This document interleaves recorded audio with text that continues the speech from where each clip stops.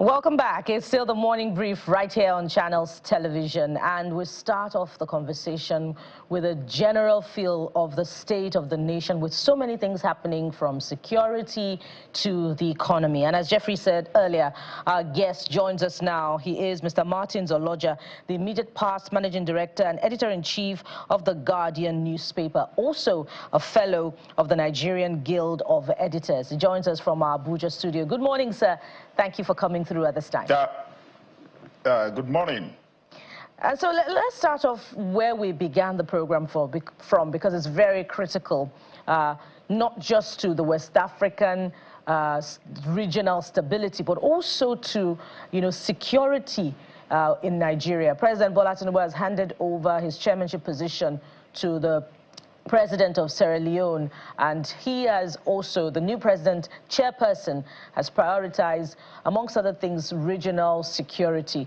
When you look at, the pattern of insecurity in the West African sub-region, how critical is it for the new chairperson of ECOWAS to prioritize the funding of that standby force, and how much of participation are you seeing coming through from those that need to participate in the standby force?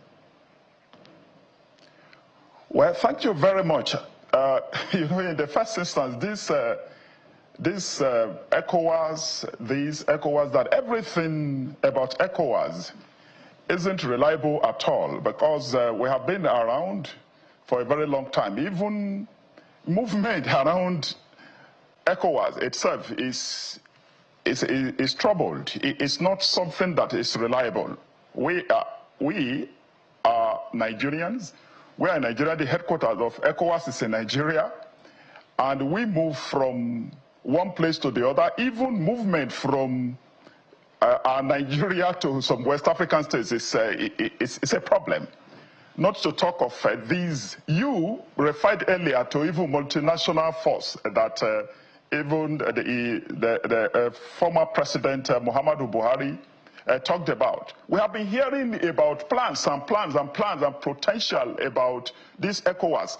And I don't know, with due respect, that ECOWAS hasn't been successful in executing its own plans. We have been hearing about this. They make plans like that from one place to the other. Even the chairmanship of the immediate, the presidency of Nigeria's president as chairman of ECOWAS, who just handed over. We cannot see some concrete things that they have done.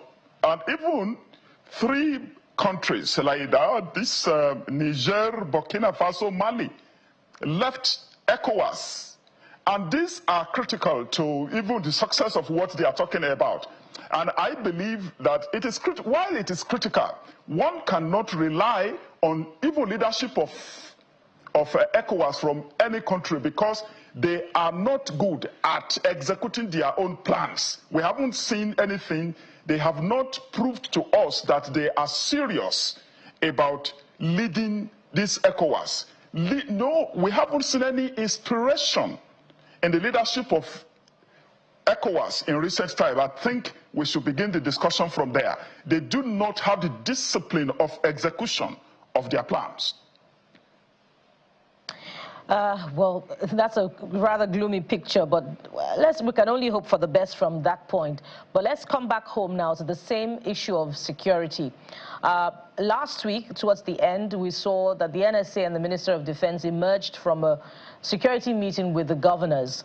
Of course, something else entirely was told us about the outcome of the meeting from the governors. But if we consider that other issues may have been discussed, and yet over the weekend, we're still seeing attacks in Jos. 12 people were killed. In Borno, there was a suicide bombing recorded. Do you believe that the administration has what it takes to tackle this insecurity challenge? Yes, I believe that the administration has what it takes to tackle this challenge, but we haven't seen the discipline I'm talking about. We haven't seen the political will to do certain things. I believe I have followed our military establishment over the years. I know that the armed forces are capable. But I am not too sure that we have a capable state that will have the political will. You know that it is curious that every time they emerge from a meeting with the commander-in-chief, armed forces chiefs, service chiefs, police chiefs, all of them will emerge from a meeting. They will rise from a meeting with an order from the commander-in-chief to do something. Next time we have another meeting, a series of meetings with the commander-in-chief. But I believe that there is something that is wrong with a situation where the president had to get to a place like Benue, for instance, and order them to arrest criminals. Just as our brother Laolu Akande said in a recent, at least the day the president visited Benue, we the citizens will be pleased to hear that they have arrested some of these criminals who are carrying out this. That they cannot identify them, they just carry out this heinous act and run away. They are in the country, they are in a forest, they are in a place. Do they want to tell us that the armed forces do not have the equipment? They do not have the experience, they do not have the wherewithal or what it takes to arrest those criminals.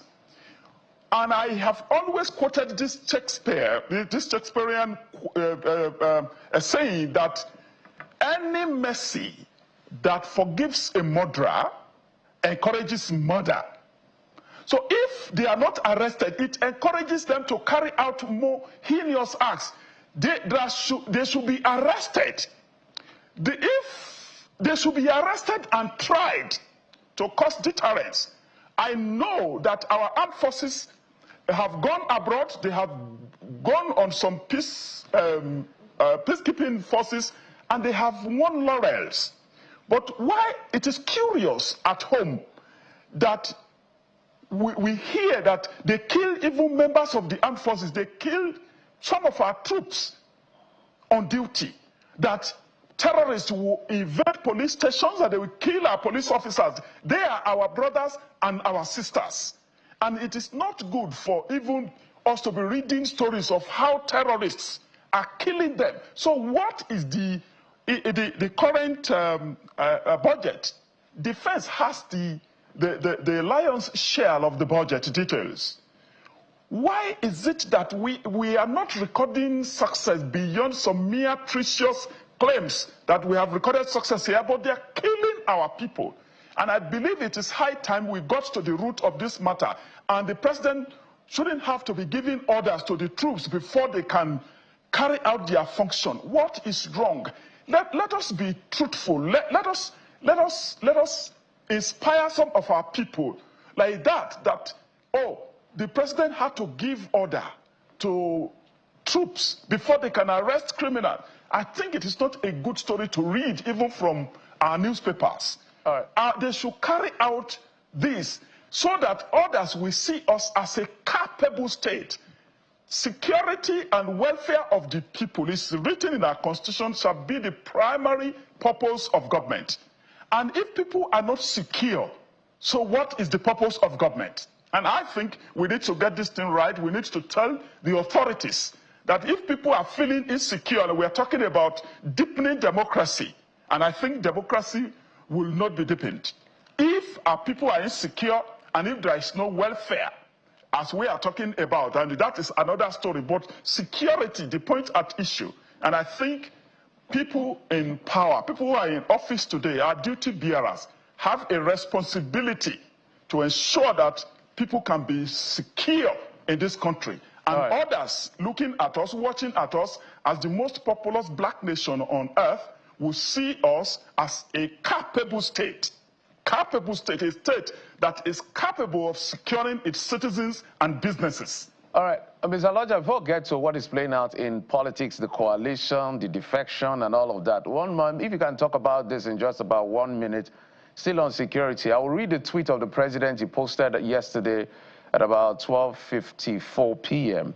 He said, "I'm deeply saddened and outraged by a series of tragic events that are shaking our nation in recent days. From the cowardly suicide bombing in Konduga in Borno State to the horrifying lynching of innocent travelers in Plateau State and the deadly explosion in Kano, those attacks on innocent lives are unconscionable and must not stand." And you've raised concerns. So this is the president capturing the weekend, literally a few days ago, of the kind of heinous crime that has happened or been committed against Nigerian citizens by whoever these people are. But you've raised concern about the issue of the president always having to direct. So what exactly is going on? Is it that some arrests or measures were taken, but they need the commander-in-chief to give them some level of more impetus? And why does that have to happen? Because that's why they are security agencies. Why do you think they always, quote and unquote, will wait for the president's directive, which I don't want to believe. But for the president to say, "I direct this," means he's giving an order as commander-in-chief. Why do we have that situation? It doesn't happen like that in other climes. It doesn't happen. That is why I'm talking about the capability of our state. And I think the commander-in-chief should be worried about that he has to be giving directives. It shouldn't happen. Why do members of our own armed forces go abroad on peacekeeping forces? How do they win laurel? They have written to the country that they have done well. They did well in Sierra Leone. They did well even in Liberia before that time. They have done that one even in some developed countries where we have contributed to troops. What is wrong? There is something that is wrong with operations here. What is happening? Operations. They are talking, themselves, members of the armed forces are talking about sabotage. They are talking about some natives, some citizens collaborating with criminals to unleash this terror on our people. But the issue is, why are those saboteurs, suspected criminals and whatever, why are they not arrested and prosecuted? Why are they not paraded? What is hampering the operations of members of the armed forces from arresting these people? They are inside Nigeria. Don't we have equipment to track them? That is a capable state. Let us not even refer to what is happening between one country and the other now. You talked beautifully this morning about balance of terror. Let us balance this terror with terrorists, with criminals in this country. Beautiful description. Balance of terror. Let the terrorists know that they are facing the armed forces of a country. This is internal security. It's not about external. Internal security is supposed to be even primary responsibility of the police force. We have seen now that the police cannot handle this thing, and members of the armed forces that are supposed to deal with external issues are involved, yet we are not recording success. And I think we need to go into some introspection about why this doesn't happen, and the commander-in-chief should be worried.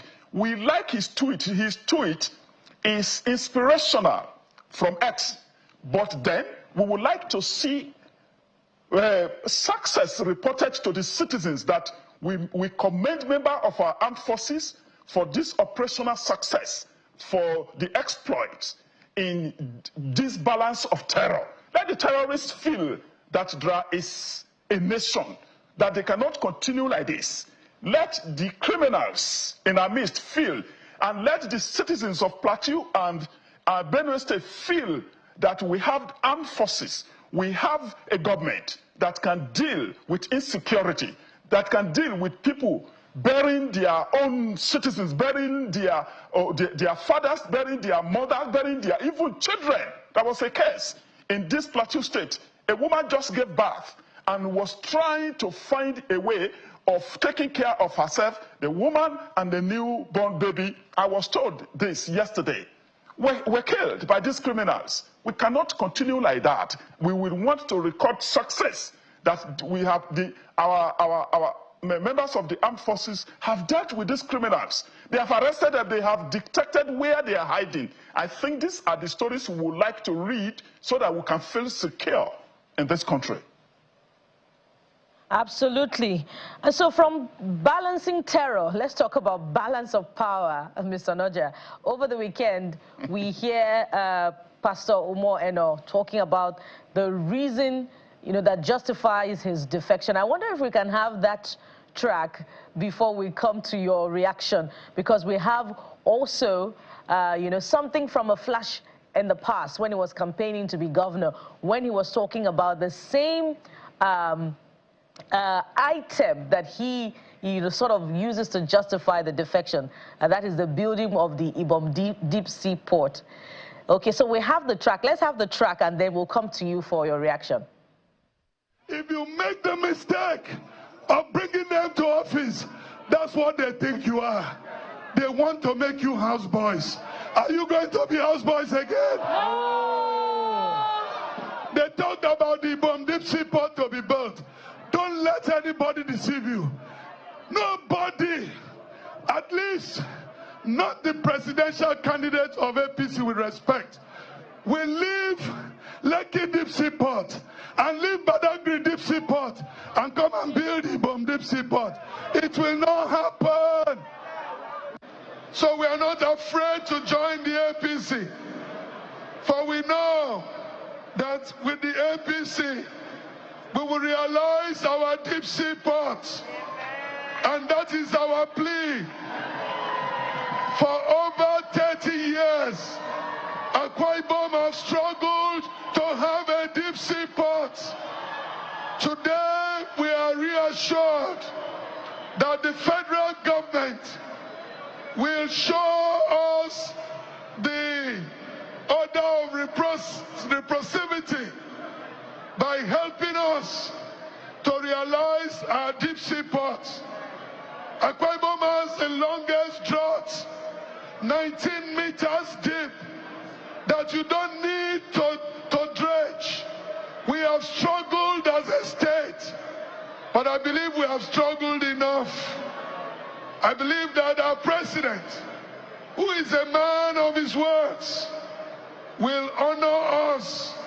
Even if it is one terminal, this movement would have been justified. And so, Mr. Loja, in the space of 2 years, many would ask, what changed?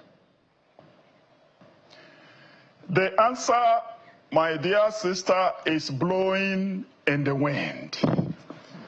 It shouldn't blow in the wind like that, Nothing has changed. It's just hypocrisy of our leaders who we want to describe as dealers now instead of calling them leaders. They are dealers. And this is actually one of them, and we should tell truth to power. Within 2 years, you said this one, within 2 years, you are changing from one place to the other.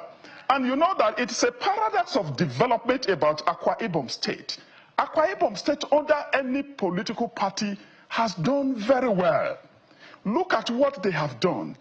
They have followed their development plan in the last 26 years of democracy in a way that there is a sense in which Akwa Ibom could have been used as a poster boy for democracy, as an example of development in a democracy. They have good road network. They built an airport. They have an airline in collaboration through their PPP arrangement. They have this one going for them. And these are the things that they have used in staying where they are. But you look at what they are telling us. The pertinent question is, as they are moving from one political platform to the other, are they going with their people? The answer to will blow in the wind. You just wake up and you just go on. This tells us as citizens that we haven't got political parties yet. Political parties are good platforms for development. We have had it here before. We are not too young to know that we had these political parties with ideologies that people were following. But right now, we don't have political parties. Yes, they are registered, but they are just special purpose vehicle. Special purpose vehicle to just do what they like. If it is not rosy in this place, or if you are threatened in this place, you move to the other for the purpose of getting close to Abuja. On one hand, people are talking about federalism. I have written on this Akwa Ibom state as a good example of federalism from what they have achieved. I have written it in my inside stuff column. But look at the way they are behaving. They want to denigrate the platform that made them to develop the state, and they are moving to another one without any reasonable justification to the people of the state and the people of Nigeria who watch them. One of those of us who have even written extensively about the development that they have had, we are asking other states in the federation to even emulate Akwa Ibom state. But look at the way the leaders are behaving. You just cross from one political party to the other. You are giving reasons why you did this. Yesterday, you blamed the same political party you are moving to today without reference to that, without even apologizing to the people. And this is not a good example, and we take advantage of this platform to send this message to our leaders that this is not fair, and we are now educated enough as citizens to discern good from bad, to discern leaders from dealers. They should not continue to portray themselves to us as dealers. We see them as leaders. They should be consistent. Democracy has made progress, even in the state. They shouldn't demonize democracy. And they shouldn't make people to be suggesting alternative to democracy because of their behavior. They are leaders. They should not portray themselves to us as dealers. They should be consistent, and they should carry the people along. All these movements to another political party, the question is, are they carrying the whole people into the whole political party? Is it for the purpose of election? Is it for the purpose of having access to good things in Abuja? Is it for the purpose of deepening democracy, or what? Why?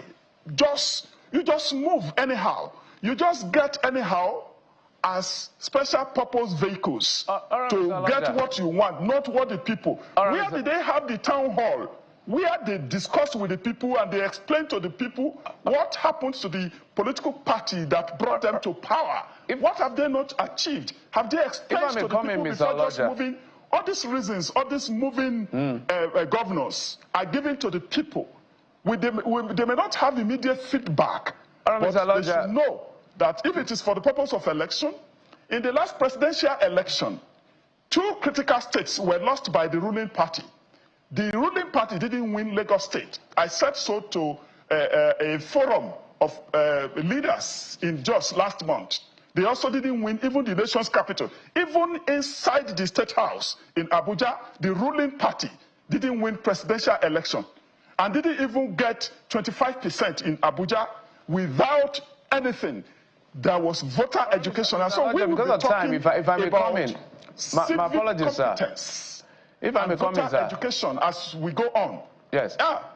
So I think that our leaders should note that. Okay. That all this movement will have consequences. All right. We just have, if you can do this for us in 60 seconds, because that's all we have before we move to the next segment.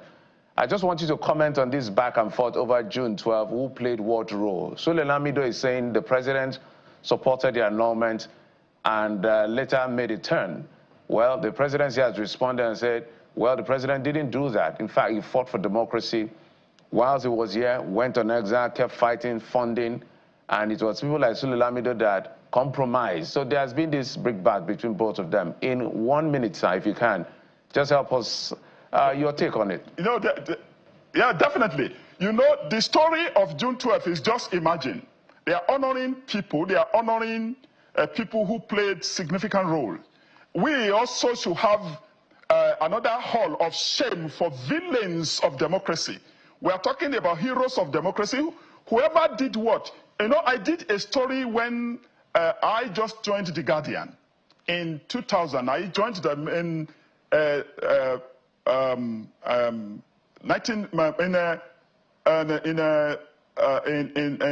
year before 2000. You know, I joined them and I wrote a story about those who signed away June 12. a group of 34, because the military government then set up a tripartite committee comprising two political parties, NRC and SDP. And then the military establishments, only John Nnea Nwodo signed a document with reservations. We wrote the names of those people who signed away June 12th, among other factors. And the people have been talking, a book had been written by the general, by the head of state at that time. They have mentioned some names here and there. The names of whoever played any role, all the names will be out. We have seen heroes now. We will also see villains. Some of the heroes were honored. We have written that some have not been honored, and the president is responding to all those things like that about this president not being involved here and there. The president was in exile. Why was he in exile? We have been told before that the president was part of the people who even set up Radio Kudirite that was fighting military people at that time. And we have read stories, concrete stories of how the current president, also participated in mobilizing people, in funding some operations, even as part of NADECO. Some people were saying he was not part of NADECO. We have read stories, but some of this will be subject of academic studies and research by journalists about who did what. But I have some documents. I've written my own story about G34 from 1999. When I joined the Guardian in 2000, June 11, I wrote it, and the Professor Latujidare even used a lot of my material to write his own book, Debacle, the Diary of a Debacle.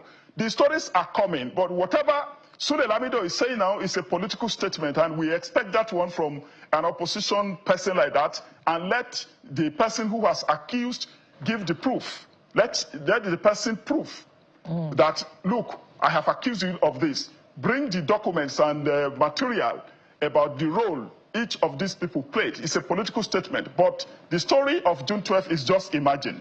And all the villains and the heroes will be exposed in the long run. It's an imagined story. All right. Whatever education that you're offering through your book will, of course, be welcome, such that everyone can know who the real heroes are and who the villains are, such that we do not build justice upon injustice. We must thank you very much at this point for your time on the program. We've been talking with Mr. Martins Oloja. He's a former managing director and editor-in-chief of the Guardian newspaper and fellow of the Nigerian Guild of Editors. Thank you so much, sir, for your time. Thank you. And so from here, we head over to Rivers State and, pretty much get an update on the current friction, or if you like, development as far as grassroots administration is concerned. This comes on the heels of reported attacks over the weekend on a sole administrator of Ahoda East local government area of the state. Stay with us for that conversation. We'll be right back.